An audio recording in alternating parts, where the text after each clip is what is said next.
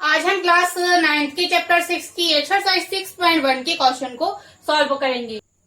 Question 6 दिया है x Y Z बराबर 64 डिग्री है और एक्स वाई को बिंदु पी तक बढ़ाया गया है।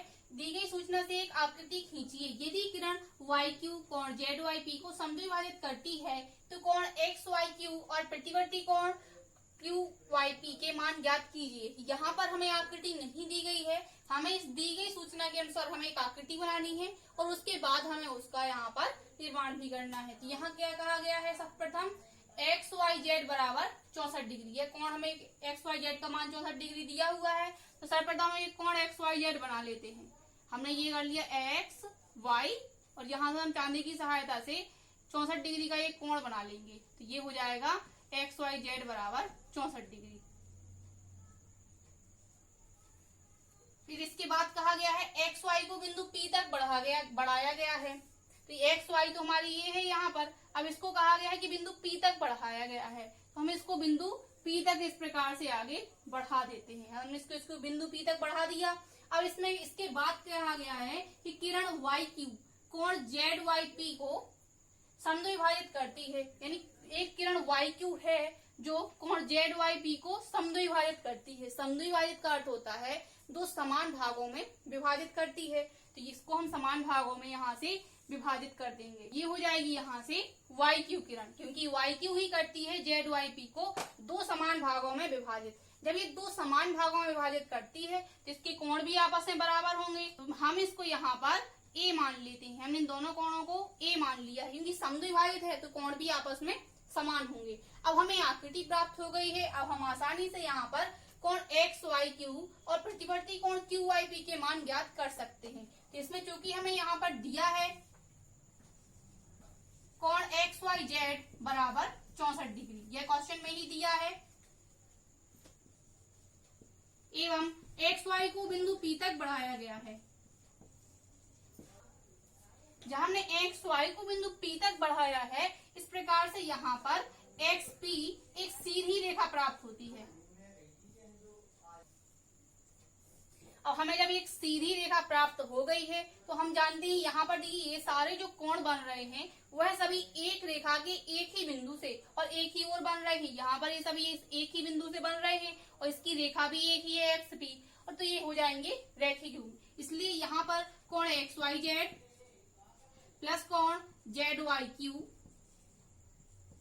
प्लस कोण क्यू आई पी, इसका मान हो जाएगा 180 डिग्री।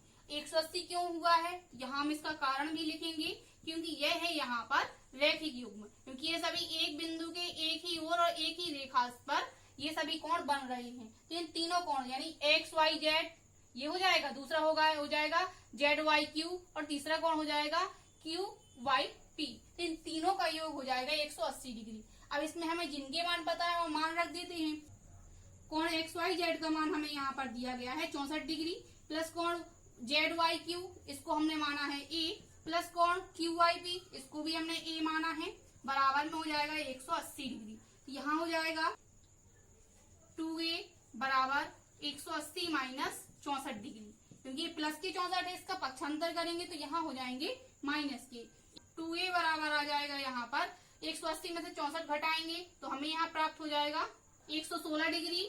a बराबर आ जाएगा 116/2। इस प्रकार से हमें a का मान प्राप्त हो जाएगा 58 डिग्री। अब हमें यहाँ पर a का मान प्राप्त हो गया है, तो हमें कोण यहाँ पर एक्स वाई क्यू यानी ये वाला कोण करना है एक्स वाई क्यू, इतने का मान ज्ञात करना है। तो हम इसको ज्ञात कर लेते हैं। चूंकि कोण एक्स वाई क्यू बराबर हो जाएगा, ये पूरा करना है हमें यहाँ पर ये कोण ज्ञात, तो पूरा है तो इन दोनों कोणों का योग इतने के बराबर हो जाएगा। तो हम इसको लिख देंगे यहाँ पर कोण एक्स वाई जेड प्लस कोण जेड वाई क्यू।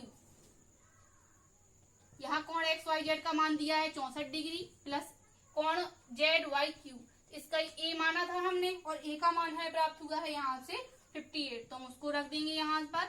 इन दोनों का जब योग करेंगे तो यहाँ आ जाएगा 122 डिग्री। इस प्रकार से हमें कोण एक्स वाई क्यू का मान प्राप्त हो गया है 122 डिग्री। अब यहाँ पर एक और चीज बची है, वो है प्रतिवर्ती कोण क्यू वाई पी, और प्रतिवर्ती का मतलब हम जानते हैं कि 360 में से वो जो कोण दिया हो उसको घटाने पर हमें प्रतिवर्ती कोण प्राप्त हो जाएगा। हमें यहाँ पर ज्ञात करना है प्रतिवर्ती कोण QYP, यानी QYP।